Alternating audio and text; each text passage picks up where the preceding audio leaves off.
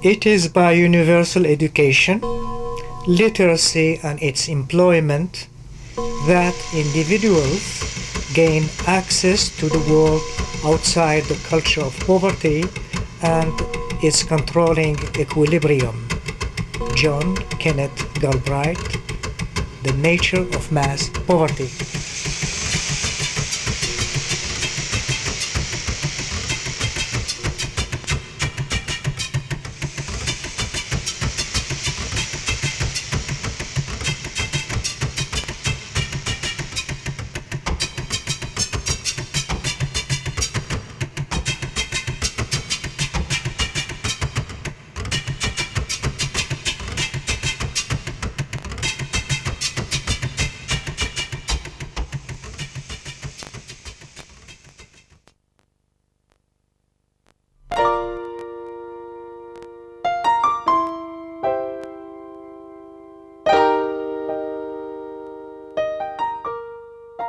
Education is a key factor in determining a country's present and future quality of life. Societies that enjoy an advanced state of development, both in terms of human capital and material wealth, have high rates of literacy and almost 100% enrollment in primary school. In Nobel laureates Amartya Sen's words, social opportunities, in the form of education, facilitate economic participation and allow individuals to effectively shape their own destiny and help each other.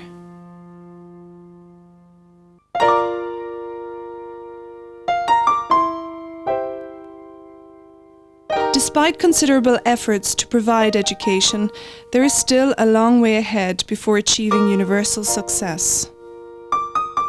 According to UNESCO, there are 875 million adults whose illiteracy currently excludes them from full participation in society, 2/3 of whom are women.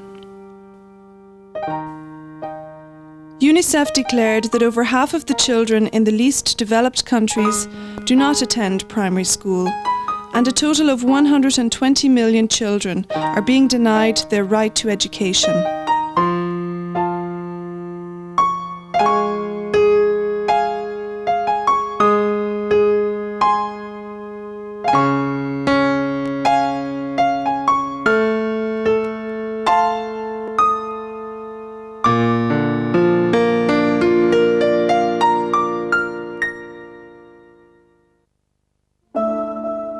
In September 2000, 189 heads of state gathered at the United Nations in New York to participate in the Millennium Summit, reaffirming their commitment to working towards sustainable development and a world without poverty. The Millennium Declaration includes 8 goals that grew out of agreements and resolutions from various world conferences. Goal number 2 aims at achieving universal primary education for all by 2015. This would ensure that boys and girls all over the world would at least be given the right to complete primary school. In Latin America and the Caribbean, education figures have improved dramatically in the last decades. Nevertheless, the latest United Nations Development Programme report states that only 2 countries have achieved universal primary education, while secondary enrolment accounts for only 2/3 of the eligible population.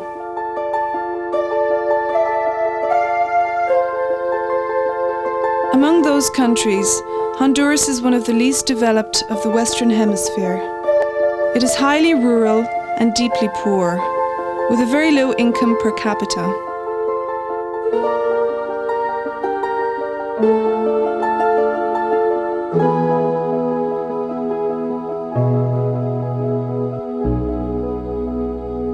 According to UNICEF, almost 2/3 of the population lives in rural areas.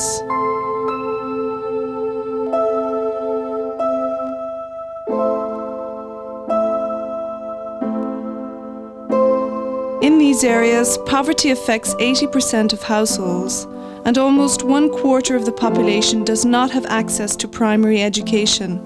The latest United Nations Development Programme data recorded that only 60% of the children reached grade 5.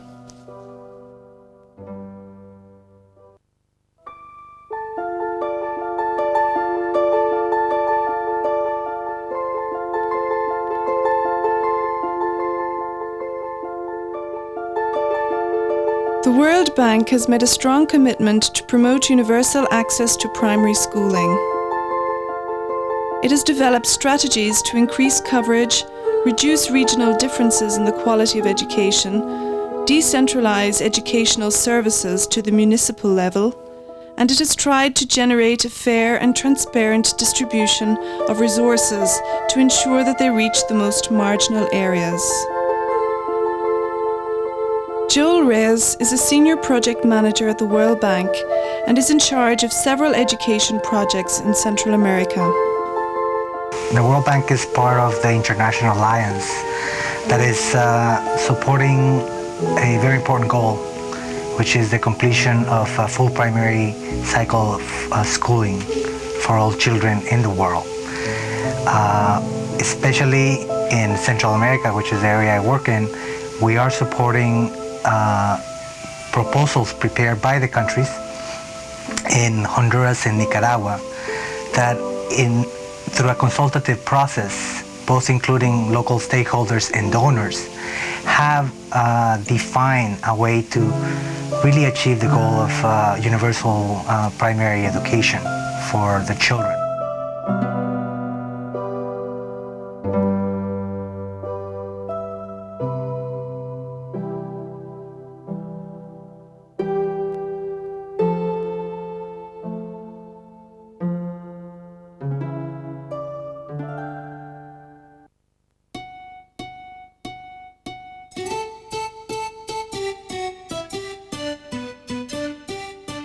The Honduras Community Education Project, also known as PROECO, began as a partnership between the World Bank and the government of Honduras to provide education to communities that had traditionally been denied these services.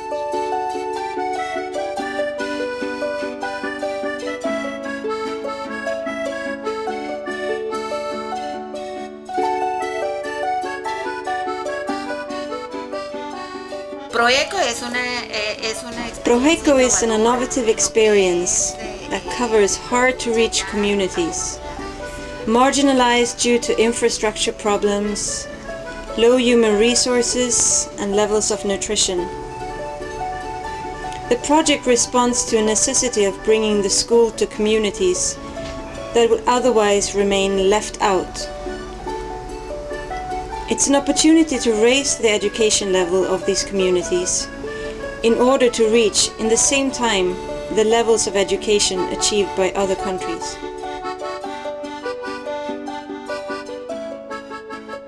As part of the program, parental communities, known as Community Education Associations, IECOs, were formed to open schools, hire and pay teachers, and support school improvements and maintenance. Javier Antonio Barahona, one of the promoters in charge of more than 30 schools in the area of Comayagua, talks about how parents felt through the learning process. Very motivated. We started with problems since most of the members of the IECOs did not know how to deal with checks. We promoters started teaching them how to use checks, pay the teachers, buy the necessary supplies, and write receipts. They've changed. Most of them had years of not writing, and now they know how to sign. They have developed their skills. The community-based program approach was chosen as a means of promoting a more efficient and participatory system for education management. Its objectives were to attract teachers to isolated rural areas, increase attendance of both students and teachers, and especially increase parental support for rural schools.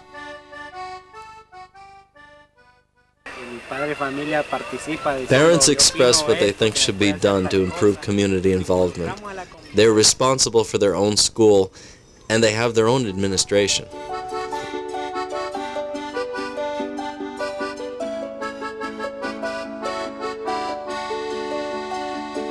Jose Maria Velasquez Mejia lives in a rural town in the province of Comayagua. For years, his community did not have a school and could hardly send its children to schools in neighbouring towns due to poor infrastructure and lack of transportation. Today, the community has its own PROECO school, and Jose Maria is a leading member of its parent-led board, the PROHECO. PROECO started here when a promoter came and offered to start a school in the community since the kids had problems to reach the nearest school. We got together and formed the parents' board. The promoter told us when the teacher was coming and the school started in a little hut. Later the school was built.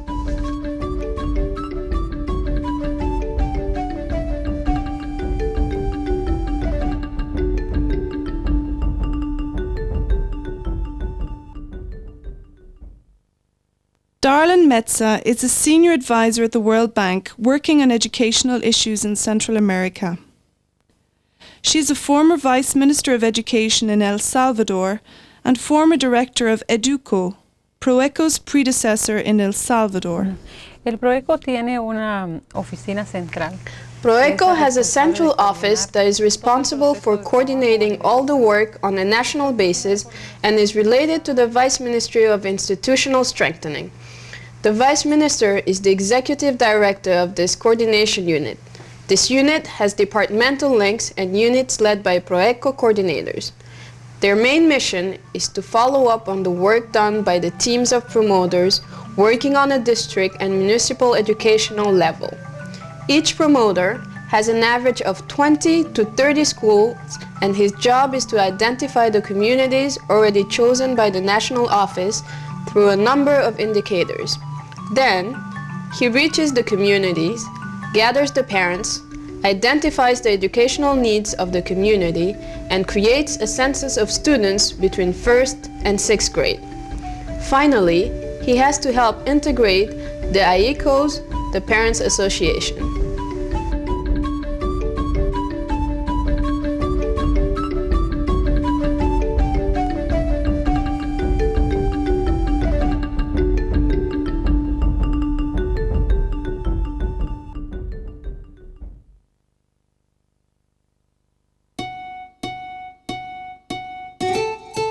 After 3 years, PROECO has had impressive results.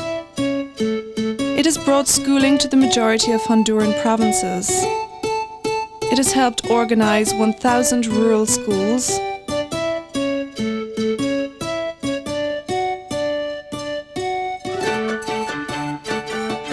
It has helped create 1,284 AICOs, formed by over 6,500 trained parents.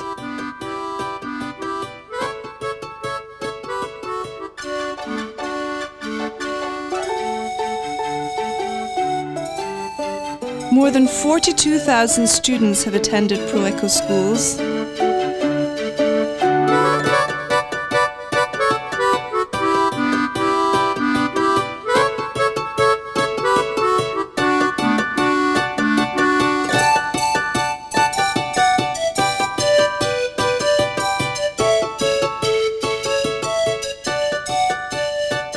Over 1,300 teachers were hired and trained.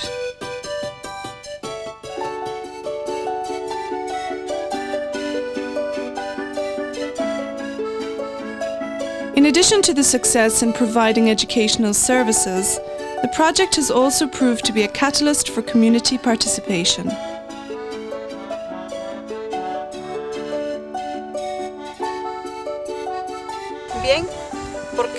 I feel well as a teacher because being controlled by the parents help us to be more responsible in our work. The parents pay according to the effort done.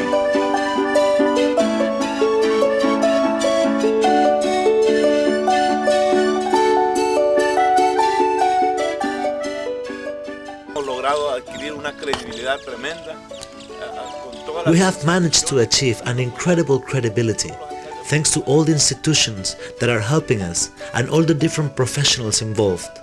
We have seen how the poorest kids in this province have learned how to read and write and are now completely changed people.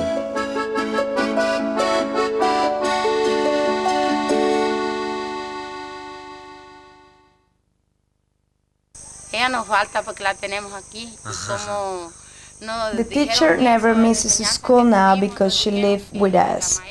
Previously, we had problems sending the kids to school due to the distance of this place.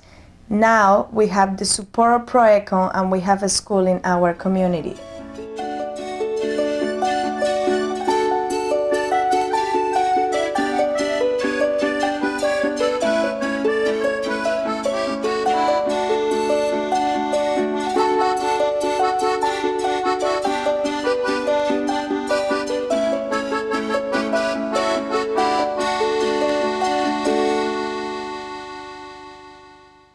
I am a professional teacher, and I have seen that through PROECO the kids can also become professionals.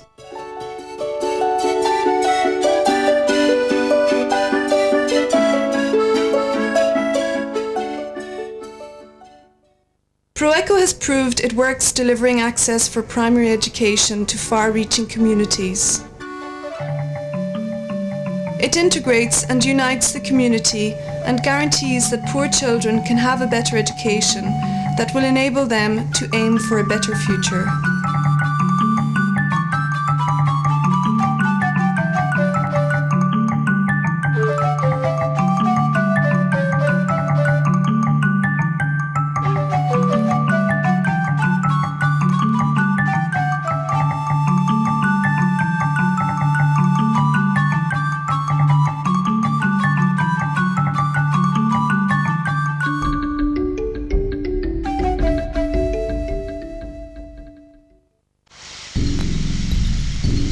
However, beside PROECO's achievements, the project still faces many challenges. One of the main limitations is the current status of the teachers.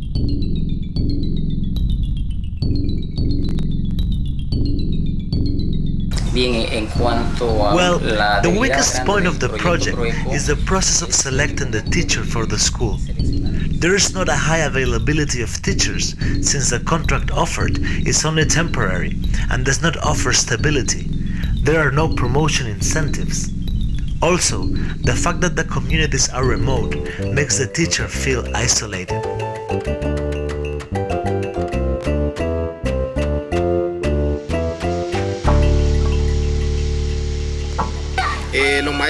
As professors of PROECO, we don't receive the same benefits as public professors working for the Ministry of Education.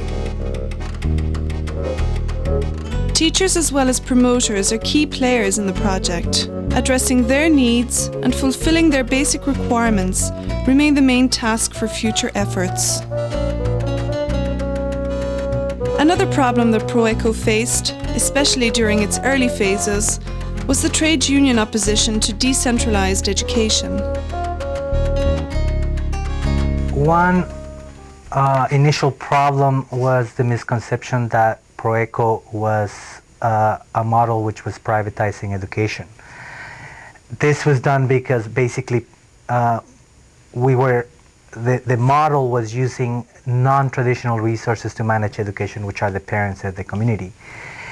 Through promotion and working with the community and through the first year of implementation of the project, where the key responsibility of the government of providing free public education was evidenced by the transferring of public resources to the community to pay for the education services, some of those misconceptions have been ironed out. To date, PROECO has proved highly successful. But as a living project, it still has a long road ahead with many targets to achieve along the way. Creo que al hablar de PROECO When we talk about PROECO, we have to refer to a new working methodology in the educational sector. The parents' participation is openly introduced, and this participation is not only as it was in the past, where they went to school to pick up the kids' grades, but a real participation in which parents start a process of self-management and alliance with the state. The state is giving them the schools to be managed.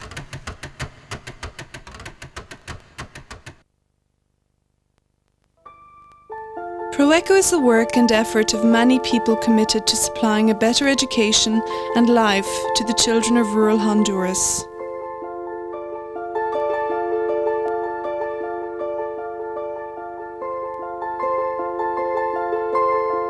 As an initiative, it has proven to bring tangible results and achievements to Honduran children, creating access to education for a new generation and helping to build the knowledge and self-esteem of its communities.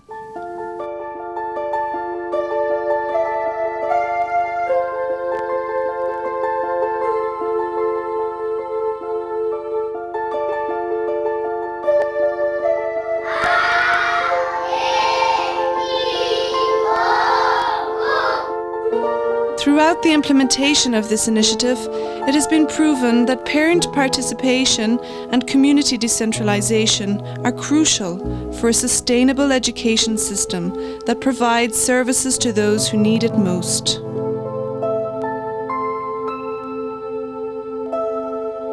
Ensuring this access, especially in the most rural and marginal communities, is a responsibility we all face.